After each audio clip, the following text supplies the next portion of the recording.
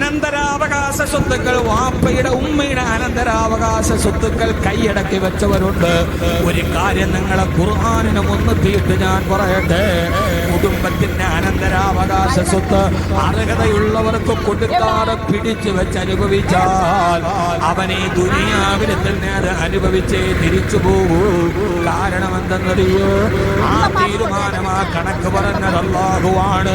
ആയത്തിൽ അല്ലാഹു പറയുന്നുണ്ട്, തിൽക ഹുദൂദുല്ലാഹ്, തിൽക ഹുദൂദുല്ലാഹ്. ഇത് അല്ലാഹുവിന്റെ ഹുദൂദാണ്, ഇത് അല്ലാഹു പരിധി പറഞ്ഞതാണ്, ഇത് അല്ലാഹുവിന്റെ നിയമമാണ്.